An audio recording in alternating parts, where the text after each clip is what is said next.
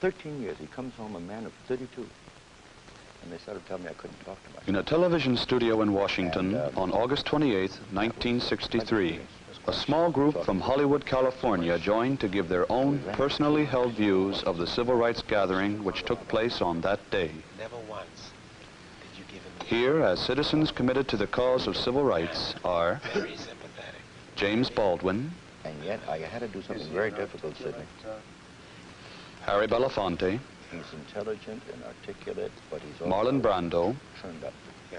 And the problem I Charlton faced Heston, was human sympathy, but I had to be a relentless and Joseph Mankiewicz, get his story, and to be sympathetically implacable. Yeah. and Sidney Poitier. Done. To press him without being mean to him. The moderator, David Gentlemen, Schoenbrun. I think that it's about time to begin our discussion. We're here in the studio today with 7 men who have 2 things in common. They are entertainers and artists, and they've all come to Washington. They're 7 out of some 200,000 American citizens who came to the Capitol to march for freedom and for jobs. They came from many states of the Union and in many states of mind. They came with many different involvements. Some of them who came here to Washington were long-term fighters for civil rights. Some of them have joined only very recently, but perhaps just as intensely. Perhaps we can start with these men and ask each and every one of them to tell us very succinctly to begin the discussion what brought them to Washington and how long they've been on this road, this march for jobs and freedom. Let's begin with a very well-known American novelist, one of our best writers, James Baldwin. Mr. Baldwin, what brought you to the March on Washington? I could say the fact that I was born a Negro in this country.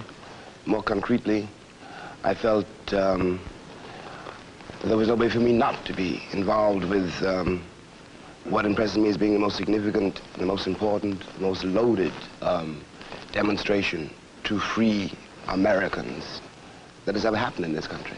Well, we'll talk more about that later, but first let's quickly get from each and every one of you. Mr. Brando, have you been on this road for a long time? I don't know. There was a time when nobody was on the road, really.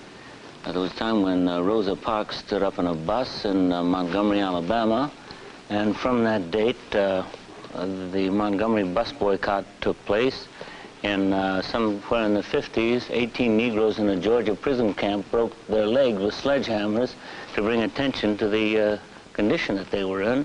And slowly, bit by bit, I became involved in this issue, and I guess my springboard was listening to Martin Luther King speak about the woe and distress in California. Joe Mankiewicz, writer, producer, director.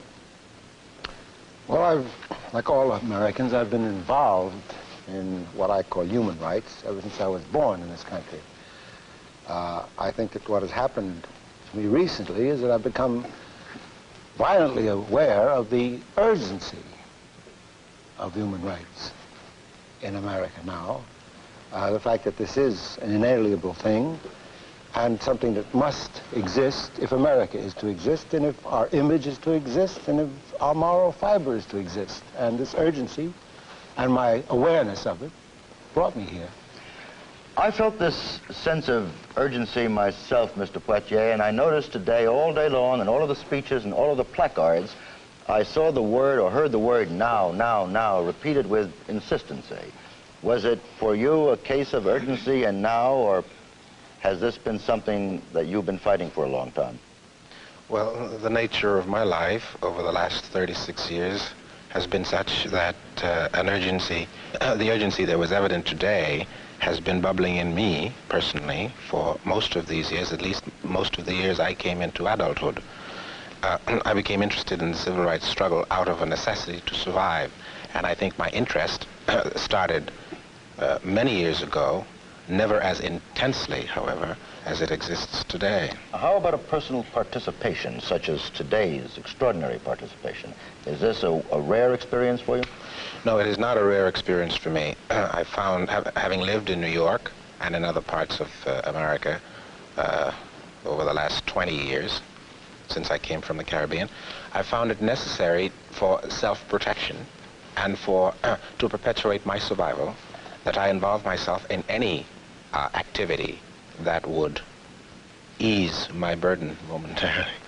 And what was the involvement of Mr. Charlton Heston? 2 years ago, I picketed some restaurants in Oklahoma, but without one exception, up until very recently, like most Americans, I expressed my support of civil rights largely by talking about it at cocktail parties, I'm afraid. But again, like many Americans this summer, I could no longer pay only lip service to a cause that was so urgently right and in a time that is so urgently now. Mr. Belafonte, many of us have felt, I particularly as a reporter around the world, I've seen things happen in certain countries at a given moment where what the French call a prise de conscience takes place, a sudden awareness of the problem.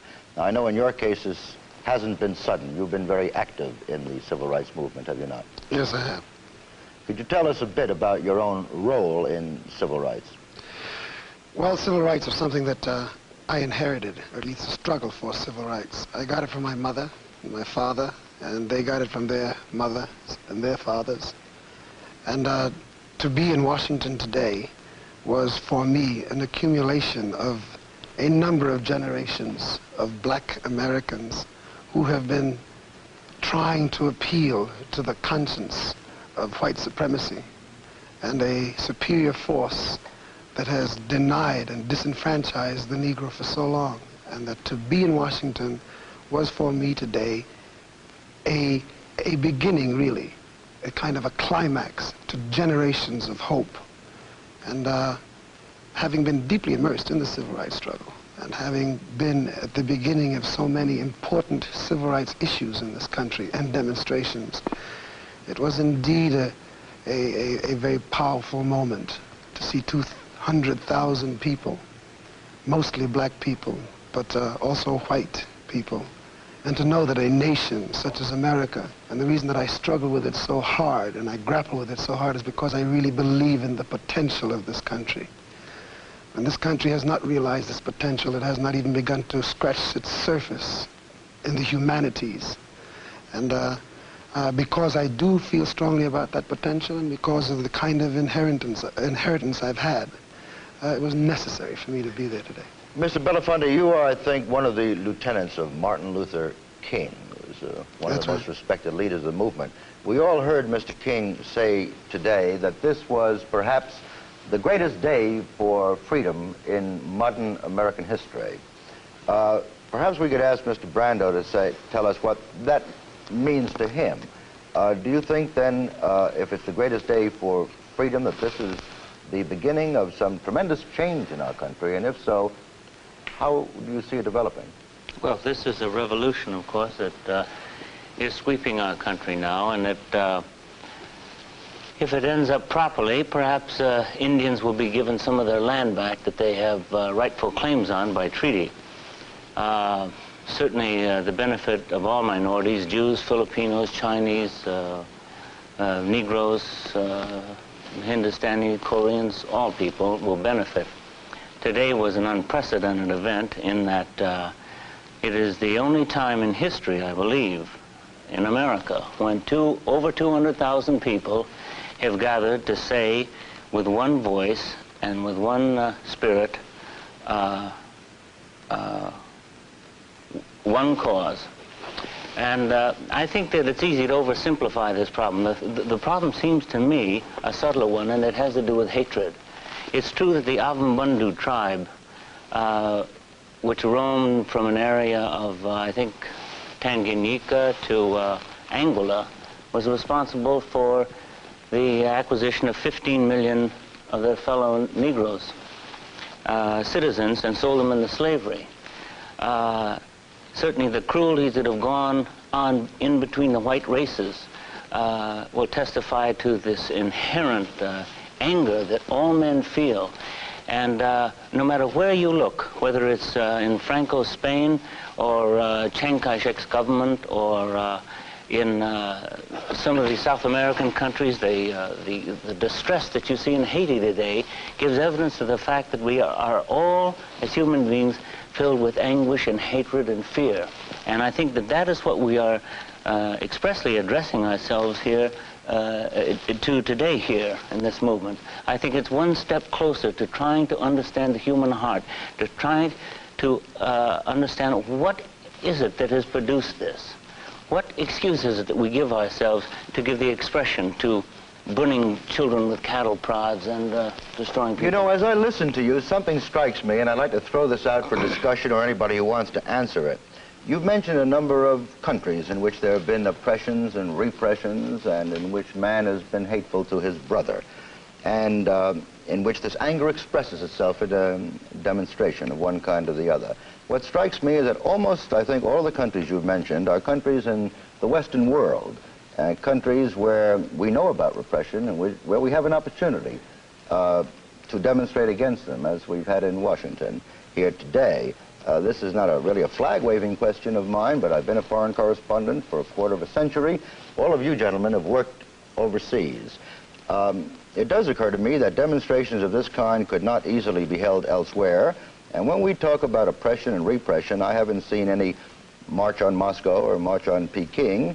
And with all the faults that we have and which we're trying to examine, wouldn't you agree it's fair that the hope of our country is that we can have demonstrations of this kind? Well, I happened to remark to Jim Baldwin on our way down this morning. I suddenly turned, I saw these fantastic preparations going on, and I found myself saying that this is wonderful, this is horrible, this is joyous, and this is depressing, that this is the only country in the Western world, almost, I think in England it could happen, probably possibly in France. In the whole world. Yes, in which this could happen, a meeting like this, but it's also the only country in which it is necessary. This is the frustrating thing, that surely we can have a meeting like this today in this country, but at the same time, it is necessary in this country. You see, what you think it's, well, what Joe, to me the most important thing is that freedom, true freedom, is not given by governments. And freedom is taken by the people. And the excitement of today, in my mind, is the fact that 1 out of every 1,000 Americans was here in Washington, and that the people of America are becoming aware that this freedom to their fellow human beings, and I call them human rights, are theirs to give. The Civil Rights Bill is not as important as the fact that the people have freedom to give, and I think now will begin to give it. Mr. Heston was about to come in on this. Earlier you said very modestly and with considerable humility that until recently you'd reserved your civil rights position for cocktail parties. That's no longer true. Would you expand on that for us? I'm afraid I have very little to expand in terms of direct action beyond my participation in the most moving events of today.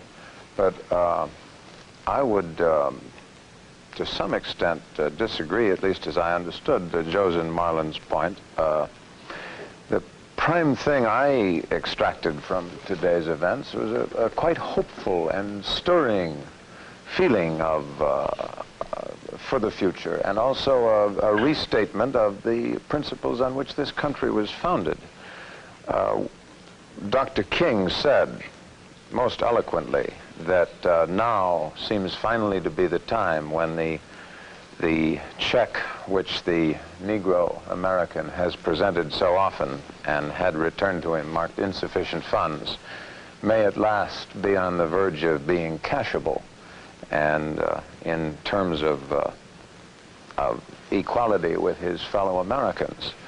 But as an American, I am as stirred by the fact that this is true as I am by whatever capacity I have to empathize with my Negro fellow citizens in their eloquent cry that it finally happened now. And I cannot forget that, as you suggested, this is a country and a system of government that was, however tardy we are in extending freedom to all its citizens, we conceived the idea of freedom for all citizens under the law. And among the many eloquent things that were said today, James Baldwin has written as eloquently as anyone on this subject, but most of the men who have written on civil rights and spoken on it trace back what they speak about to the statements made by Lincoln and Jefferson. And although the end is not yet, as Harry suggested, this is perhaps a beginning. And the times ahead are just as difficult as the times behind, although in a different way. Where do we go from this beginning? The tremendous energy churned up here, of course, is a motivating force, but it's vague, it's diffuse, unless the plan of action causes people to really correct in fact and not only in oratory. Will this tremendous outburst now lead to a course of action, Mr. Belafonte, that I will feel speed that up? the now that we speak of is not a now that describes a success or fulfillment of the issues and the grievances that face the Negro people. The now is a statement that from here on in there's a point of no return, that there is success or there is utter failure. There is no middle of the line. There is no compromise on the issue. The now that is being spoken about is the fact that in 100 years, finally, through whatever the causes have been in history, and most of them have been because of oppression, the Negro people have strongly and fully taken the bit in their teeth. They're asking absolutely no quarter from anyone. Even the hand that is extended in terms of brotherhood and friendship to the white citizens who want to participate, it is for them to make the choice to accept, because they intend to move without it. And that, and I don't mean to say that the black community is not a community that does not have responsibility in this current revolution, but I do say that the bulk of the interpretation of whether this thing is going to end successfully and joyously or is going to end disastrously lays very heavily with the white community. It lays very heavily with the profiteers. It lays very heavily with the vested interests. It lays very heavily with a great middle stream in this country of people who have refused to commit themselves or even have the slightest knowledge that these things have been going on. And those who have decried demonstrations and who have said the Negro is going too far, they are the ones who in fact are being provoked the most by this, because for the first time, and it is only throughout demonstrations, that they have come to a level of consciousness. And in this now that we speak of, it is this point of no return, because we are on the march and there is going to be no return from it, because the march in Washington today is one thing, but it doesn't end there. There are going to be marches again, and there are going to be marches in the local villages and in the local cities, and in the, it's not just in the South, it's in the North, it's all over. Mr. Baldwin, we've heard Mr. Belafonte talking about point of no return. I've seen every head here nodding when he said that. He also mentioned responsibility, and I think that everybody has demonstrated that in Washington today. But Dr. King, who has fought in the name of nonviolence, love, and brotherhood, also talks about a dream he has.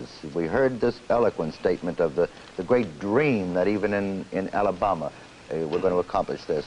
You're not a prophet. You're a novelist, but novelists very often see into the future. Do you share the dream? You think it will be achieved?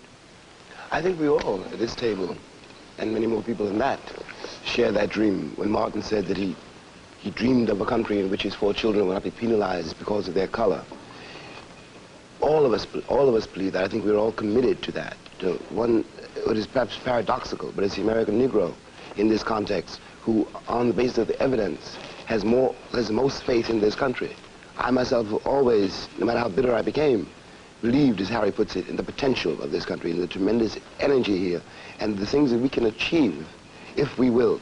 The importance of today, in my mind, is that for the first time in our history, and for the first time in 100 years, the nation shows some signs of really dealing with its central problem, instead of, as it has done for 100 years, avoiding it, evading it, denying it, lying about it, pretending it did not exist.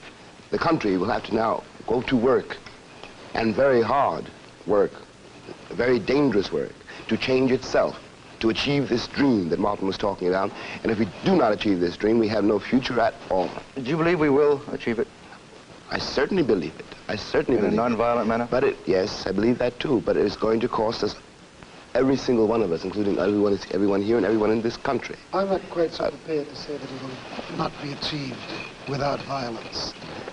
Because the Negro people have conducted themselves nonviolently. The 200,000 people that were there today, there were many predictions, and one could take book on whether there would be a display of violence by all the extreme factions and whatnot. But the truth of the matter is that the people who came to that gathering today were people in great anguish, who have come from the Birminghams and come from the Jackson, Mississippis, and they came there with anguish and with hurt and with dignity and with integrity, and it was one of the most orderly displays I've ever seen of 200,000 people with grievance. I never seen anything like it. And if the Bull Connors continue to release dogs on the people as an answer to their legitimate cries, if they continue to use cattle rods to prod them, if they continue to use hoses to whip them through the streets, the human heart and the human body can only contain so much. There must come a point, if they are pushed to it, for retaliation. So once again, I put the emphasis on who it is that will precipitate it, because I do believe that the Negro community, I think that I can speak for most of the 20 million Negroes, are committed to this thing being done nonviolently. They have already displayed that. They've displayed it very eloquently since the Montgomery bus strikes. Oh, yes. And I also must say one other thing, because I know we must move on and others must speak. But when you speak of Peking and you speak of Moscow and you speak of other centers in the world where a demonstration like today could not take place, yes, I accept that. But I also say that it is long since past the time when we can measure our own conscience and our own sense of morality based on what some decayed society refuses to give its own. We must, it is like arguing with the present administration as to what we feel they did or did not do in relation to the civil rights struggle, because they were measuring it based on the previous Mr. administration. Belafonte, I could not agree with you more in terms of measuring in our society, but remember, the entire world watches this sort of thing. Mm-hmm. The world doesn't have a correct measuring stick. We all have lived around the world. When I mention Moscow, Peking, or any of these things, it is because here we are talking to the world. More than 100 countries will be listening to the discussion today. No, I understand that. I just want to make one statement to tie this off. I agree with you wholeheartedly, incidentally. I said that in the beginning. But the point that I'm trying to make is that we are also the loudest crier of any nation in the world about democracy and about the free countries. What we've been doing, in effect, is we've been letting the Negro have his dream. Say, go on dreaming. Well, the time has come, I think, and we've shown today, to stop dreaming this dream and wake up to it. Mm-hmm. Because this dream was put into very precise words called the Declaration of Independence. Mm-hmm. It was restated as the Emancipation Proclamation, and in this past 100 years, we have permitted the Negro to have his dream, a dream that was restated by Dr. King today. But Dr. King injected one new point, which is that perhaps an aroused American people can permit the rest of the American people to... And I firmly believe that. This is the point. Mr. Poitier came to this country. How old were you when you came to America? 14. You were 14 years old when you came to this country. What has been the evolution of your own thinking as you met this problem and as you face it today? And what do you, as a person, not as an actor or even, perhaps not even as a Negro, but how do you feel inside of yourself? You're forced to participate. Well, yes. I am forced to participate because it is my conviction that my country has to successfully negotiate the Negro question. It is, to me, not a problem. It's the question of the Negro, the unsettled question of the Negro in America. We must, as a country, successfully negotiate that before we can, with any degree of honesty, try to become eligible for participation in the future. We must negotiate other great questions that face us today. And the stamina, the texture of our endeavor to solve the Negro question will exemplify for me the kind of interest the country as a whole has in doing the things that are necessary for us to be entitled to a future. Mr. Heston, you want to say something? Well, everything that we've been saying in the last few minutes illustrates vividly the vital importance of this question, not only for Negro Americans, but for all Americans, and thus, in view of our position in the world, for all the world. And again, the importance of it and the difficulty, as both Harry and Jimmy Baldwin suggested, that it's not an easy, a downhill coast. The difficulty of the times ahead cannot be overemphasized. Again, I can't help thinking that it was never more eloquently put than Tom Paine put it, writing in The Winter of Valley Forge, in another difficult time for this country, when he said, these are the times that try men's souls. The sunshine patriot and the summer soldier will in this crisis shrink from the service of his country. But he that stands it now will earn the love and thanks of man and woman. That's why I think, for a starter, why don't we sometimes refer to it as the white question?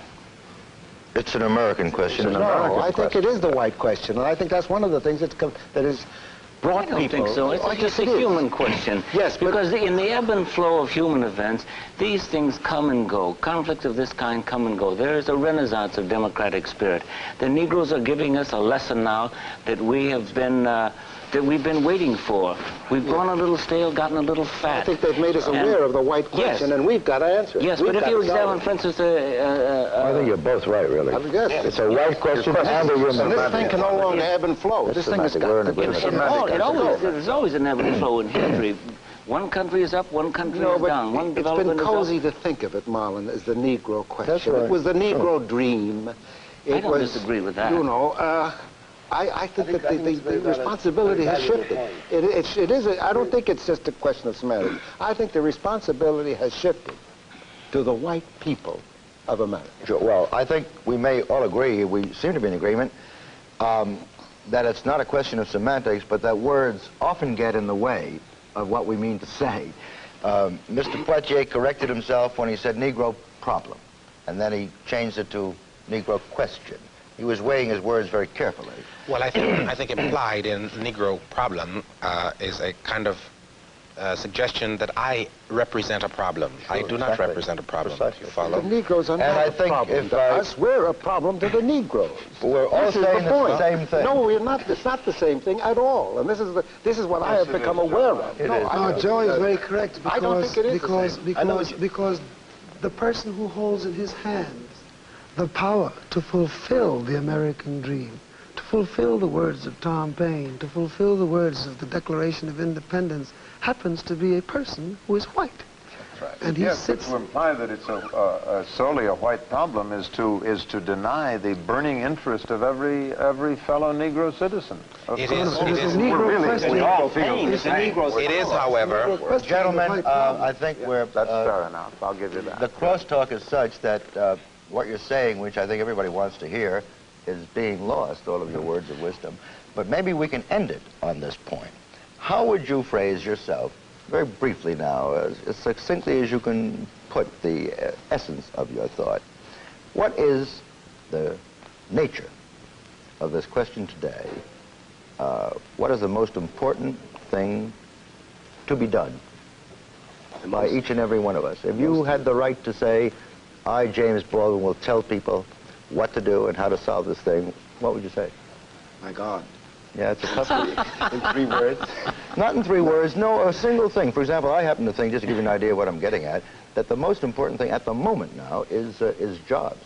That's quite true.